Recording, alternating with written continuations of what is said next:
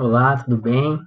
Sou Fernando Fontoura, filósofo clínico, terapeuta, professor de formação em filosofia clínica pela EPOCHE, filosofia clínica, e um dos criadores do site EPOCHE Filosofia Clínica. E hoje estou aqui para fomentar, além do site, nos seus blogs, nas suas ferramentas para as pessoas pesquisarem sobre filosofia clínica, tanto aquele que não conhece nada sobre filosofia clínica, que ele tem algumas informações iniciais, quanto aquele que já fez algumas formações, já teve contato.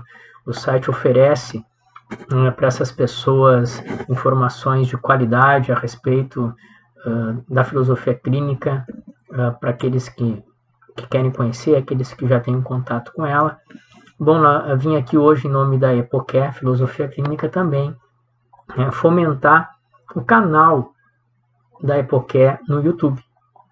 Então, além do site, né, e do Instagram, da fanpage EPOCHE Filosofia Clínica no Facebook, nós também vamos, a partir de agora, fomentar vídeos no YouTube com o intuito de dar mais informações, esclarecer, tirar dúvidas e também de sugestões de pessoas que entram em contato com a gente para saber mais sobre a filosofia clínica, tanto em nível iniciante, né, das pessoas que nunca tiveram contato, como aqueles que já têm algum contato e querem tirar algumas dúvidas sobre a terapêutica, sobre a filosofia clínica em si, sobre a formação, sobre atendimentos, como é que funciona. E hoje eu vim aqui falar então um pouco sobre os pressupostos filosóficos da filosofia clínica, parte 1, porque a parte 2 vai ser enquanto a metodologia da filosofia clínica em si. E hoje eu vou falar um pouco antes disso. Vou falar sobre a postura, os pressupostos filosóficos que a filosofia clínica traz da filosofia enquanto inspiração, mas a respeito da postura terapêutica do filósofo clínico. Porque a metodologia da filosofia clínica tem seus pressupostos filosóficos, essa vai ser a parte 2 do vídeo, vamos gravar isso em outro momento, mas ela só tem sentido se o terapeuta da filosofia clínica tiver uma postura de acolhimento filosófico, clínico, apoiada em certos pressupostos filosóficos, emprestados da filosofia, claro, que adequados à prática terapêutica, adequados à postura terapêutica do filósofo clínico. Então é sobre essa postura do filósofo clínico que nós vamos falar aqui um pouco hoje e quais pressupostos filosóficos que a filosofia clínica se inspira para ter uma boa postura terapêutica anterior ao método. Com essa boa postura terapêutica, quando o filósofo clínico adentrar ao método, ou usar o método enquanto técnica, enquanto metodologia terapêutica, ele já vai estar, digamos assim, numa perspectiva melhor para utilizar tudo que o método tem para ser utilizado de bom no acolhimento da singularidade. Bom, a filosofia clínica traz basicamente, três noções da filosofia a respeito da postura do filósofo clínico. São elas a fenomenologia, a hermenêutica da compreensão e a analítica da linguagem. De uma forma geral, né, a fenomenologia, da qual a filosofia clínica se inspira, é a fenomenologia de Edmundo Husserl, do início do século XX. E Husserl, né, dentro da sua fenomenologia, que é, filosoficamente falando, uma epistemologia, uma teoria do conhecimento, ele traz ali algumas características fundamentais para o propósito da epistemologia fenomenológica, né, que Edmundo Husserl traz. Lúcio Pachter, o sistematizador da filosofia clínica, né, foi à fenomenologia e se inspirou em algumas questões, alguns conceitos que são caros ao terapeuta da filosofia clínica enquanto postura. E o fundamental deles, né, seria aquilo que o Husserl, também Edmundo Husserl, buscou lá na filosofia antiga, que se chama a redução, né, fenomenológica, ou a suspensão dos juízos, que em grego se chama epoké, e não é à toa que o nosso site, né, tem o nome de epoké, porque para nós ela é fundamental para o terapeuta, como postura terapêutica, para ele poder acolher a singularidade. O que isso quer dizer?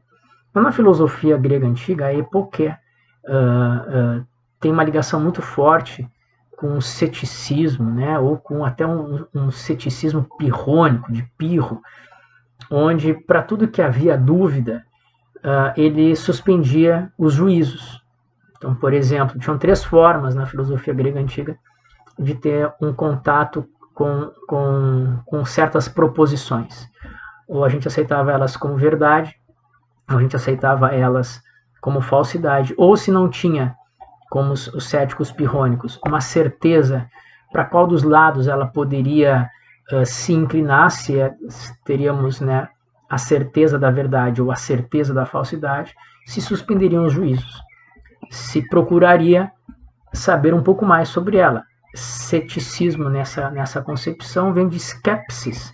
Skepsis em grego antigo quer dizer procura, né? Quer dizer investigação. Então, não tendo uma certeza sobre se a proposição é verdadeira ou se ela é falsa, se suspende os juízos em função de fazer uma skepsis, uma procura cética em relação àquela proposição. Então há uma suspensão, o indivíduo suspende os seus juízos, não afirma nem que sim, nem que não, nem que verdade, nem que falsidade, nem que bom, nem que mal, nem que certo, nem que errado, para ter uma maior investigação. É um pouco isso, né, que o Edmundo Husserl se inspira para trazer na fenomenologia, né, do século XX, aí, né, essa postura da redução fenomenológica. Né? Então, a epoqué, a suspensão dos juízos, é uma postura terapêutica na qual o terapeuta, quando entra em contato com outro indivíduo, com outra pessoa, enquanto seu partilhante, porque na filosofia clínica partilhante é aquele que faz a terapia com o filósofo clínico, porque ele partilha a sua vida.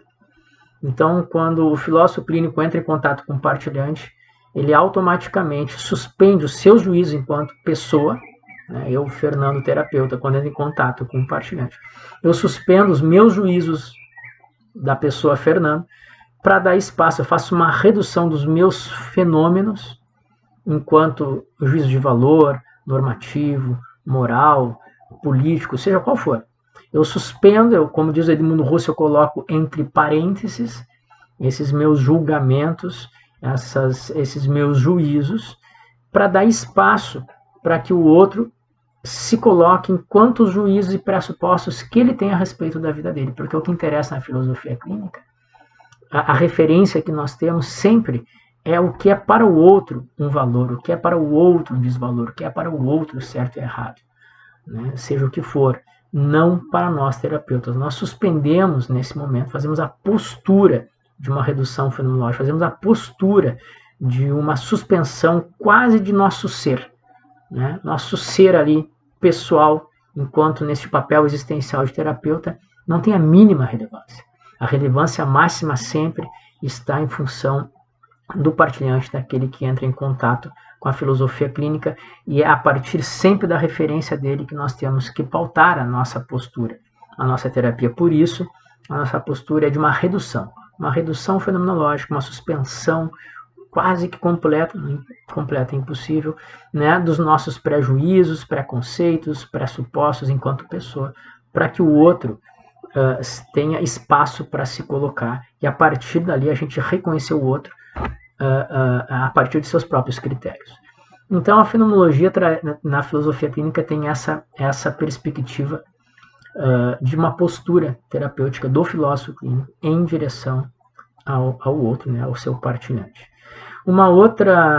Outro pressuposto filosófico que é caro à filosofia clínica enquanto postura, enquanto atitude, enquanto modo de ser terapêutico, é a hermenêutica da compreensão, que essa é fundamentada no filósofo alemão também do século XX, do Hans Georg Gadamer, né? O Gadamer ele modifica a concepção da palavra hermenêutica, que originariamente na história é dada como muitas vezes interpretação, né? Então Hermes, né, é um mensageiro que traduz, que reinterpreta a linguagem dos deuses para os homens, e essa hermenêutica normalmente ela é dada como uma forma de interpretação ou de tradução, né, dentre uma linguagem e outra. Então a gente vai ver no direito, né, a hermenêutica do direito, a interpretação, né, das leis e do direito. A gente vai ver a hermenêutica bíblica ou dos textos sagrados, né, que é a interpretação dos textos sagrados. Muitas hermenêuticas de fragmentos da filosofia grega antiga ou pré-socrática, onde só sobraram fragmentos, Heráclito, Parmênides, se faz uma hermenêutica, né? Uma interpretação. Gadamer muda essa concepção de hermenêutica enquanto interpretação para hermenêutica enquanto compreensão. Compreender não é interpretar. Compreender não é explicar. Compreender é ter a noção mais próxima do outro, em que a gente entra em contato, a partir dos critérios do outro. Então aqui fenomenologia e hermenêutica se juntam, né? A partir de uma postura fenomenológica de suspensão dos meus juízos, eu dou espaço para que o outro se coloque, e a partir disso eu tento compreendê-lo, não explicá-lo, nem interpretá-lo, mas compreendê-lo a partir dos critérios que ele me mostra.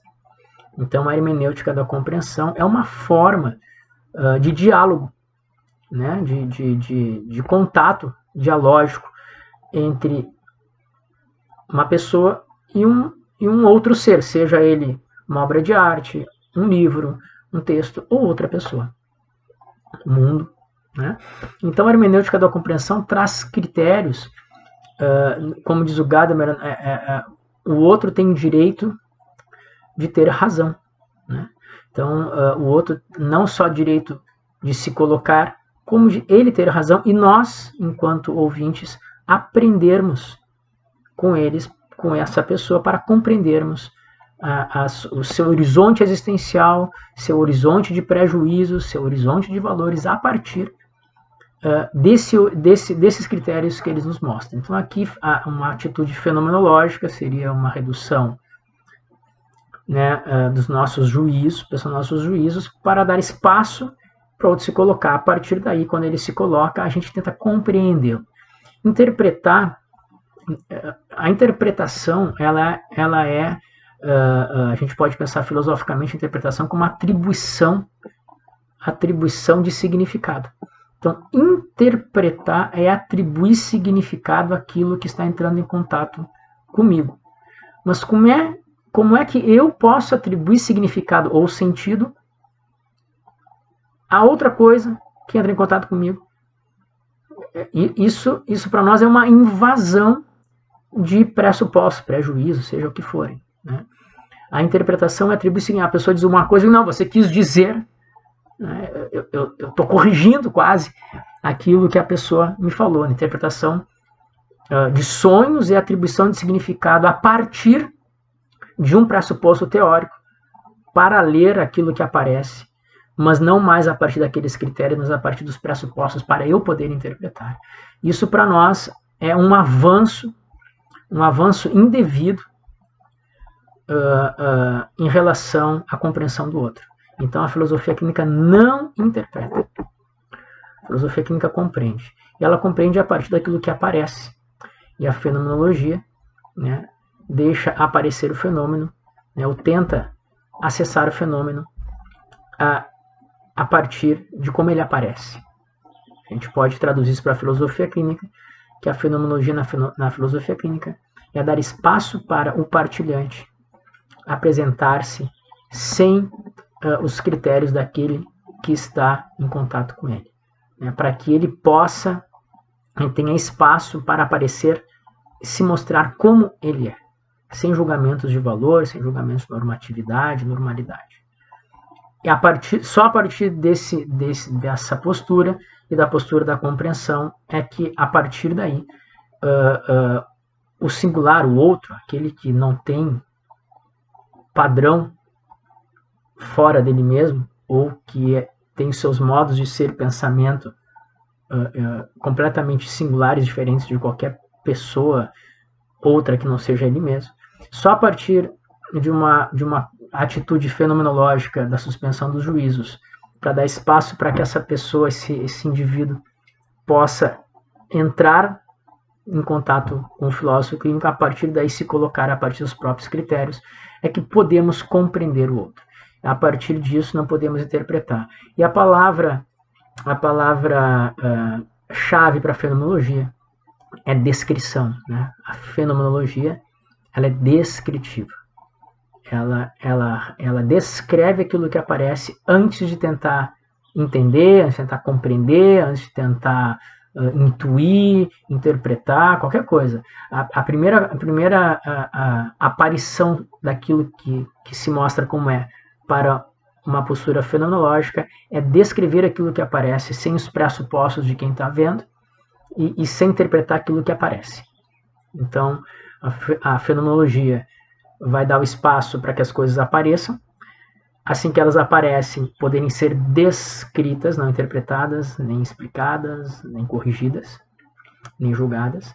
E a partir daquilo que aparece, elas poderem ser compreendidas a partir de seus próprios critérios. Muito bem, a partir desse momento, então, a filosofia clínica já conseguiu dar o espaço para aquele que é singular, a singularidade aparecer. A partir de agora, o diálogo que vai ter entre o filósofo clínico e o partilhante, na expressividade das palavras, por exemplo, nós vamos ter uma terceira postura para completar esse quadro inicial dos pressupostos filosóficos da postura do terapeuta, que é a analítica da linguagem. Tudo que for expresso, né, de Wittgenstein, nos jogos de linguagem, né, propriamente ditos, toda a linguagem que aparecer do partilhante para o filósofo clínico, para o terapeuta, será compreendido a partir do sentido e significado que aquele que está expressando dá no seu mundo, no seu uso, nas suas práticas. Então, a partir do momento em que nós demos o espaço fenomenológico de uma hermenêutica da compreensão, demos centramos, né, como diz lá Carl Rogers, né, centramos a terapia, né, no partilhante, a partir desse momento, toda a linguagem que vier dele também não vai ser interpretada, corrigida, ou significada a partir de um dicionário, ou dicionário comum, ou um dicionário teórico, seja qual for, muito menos um dicionário filosófico. Né? Então, a partir desse momento que a linguagem é expressa pelo partilhante, a gente vai tentar compreender os jogos de linguagem, os sentidos, significados e usos que essa linguagem tem para aquele partilhante, para aquela pessoa, naquele contexto, naquele mundo, naquele horizonte existencial em que ela vive. Né? Se a gente tem dúvidas sobre a linguagem que ela está usando, porque quando a pessoa fala amor, para nós amor pode significar uma coisa, e para quem está expressando outra, a gente, às vezes, na terapia da filosofia clínica, pergunta, por favor, o que é amor para você? Assim a pessoa explica o seu jogo de sentido e linguagem, no jogo de linguagem, o sentido e significado do que é amor para ela, e assim com todas as outras palavras ou expressões que ela possa usar, e das quais nós precisamos compreender o sentido e significado do jogo de linguagem que aquela pessoa usa naquele contexto do seu mundo existencial. Bom, então esse é um resumo, né, que eu posso fazer aqui para mostrar o quanto é importante, o quanto que a postura do terapeuta é importante para, após isso ainda, usar a metodologia da filosofia clínica. Na minha experiência de terapeuta formador, orientador de terapeutas e de colegas de curso e tudo mais, muitas vezes o ser terapeuta ele acaba sendo interrompido justamente nessas posturas.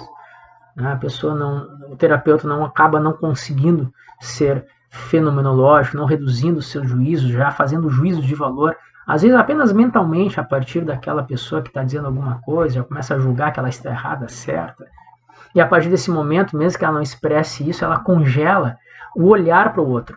Ela congela o outro, né? Porque agora, a partir desse momento, ela está esperando vir coisa a partir... Vai ouvir apenas aquilo que ela já julgou que está certo ou errado.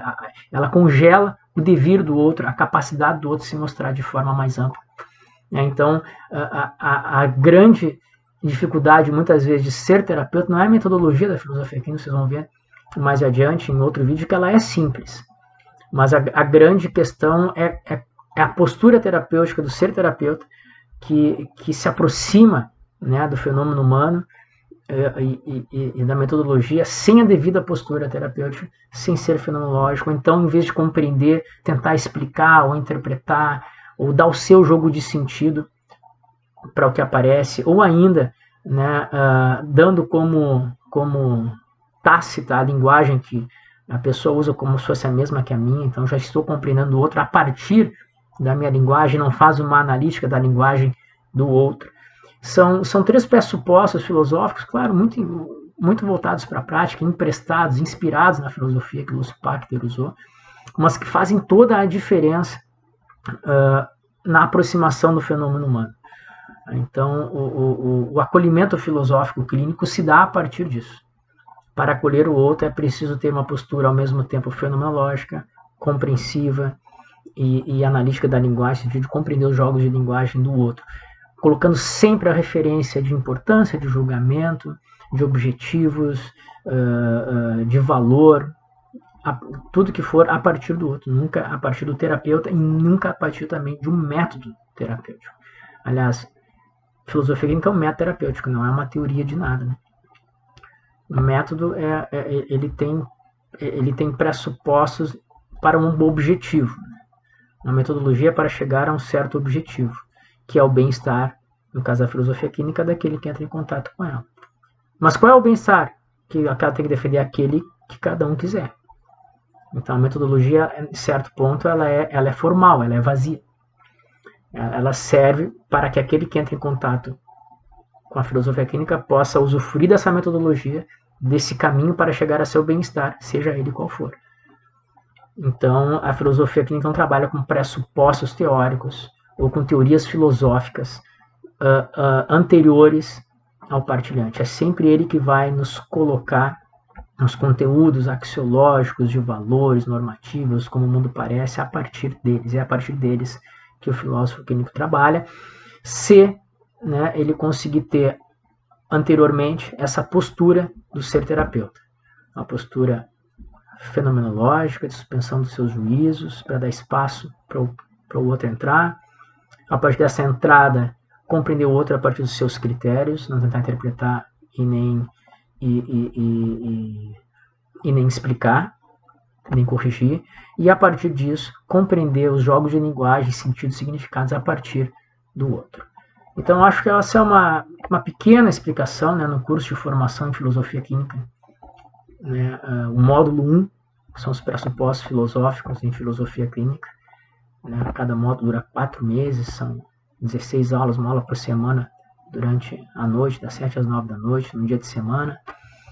Né, no módulo 1, a gente trabalha com mais amplitude, mais camadas, né, a respeito dessas três pressupostos filosóficos, né, para a filosofia clínica. Não aprofundamos filosoficamente essas questões, porque a nossa proposta é a terapêutica da filosofia clínica, é a prática terapêutica, mas obviamente que nós fazemos uma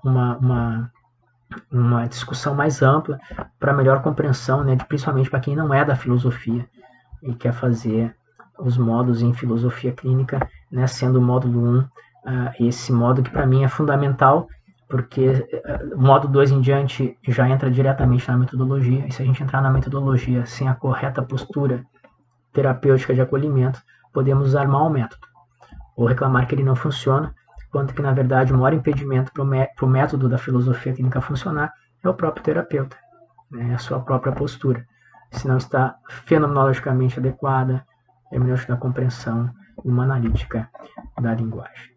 Muito bem, então eu fico à disposição. Na descrição do vídeo vai estar ali os contatos da Epocare, né, o site da Epocare, Quem quiser saber um pouco mais, tem textos lá no site, no final da página principal. Tem um texto sobre fenomenologia, outro texto sobre hermenêutica da compreensão em Gadamer, né, que fazem uma aproximação forte, né, com a filosofia clínica. Então, qualquer coisa, você pode entrar em contato, fiquem à disposição e espero que todos estejam e fiquem bem. Um abraço para todos.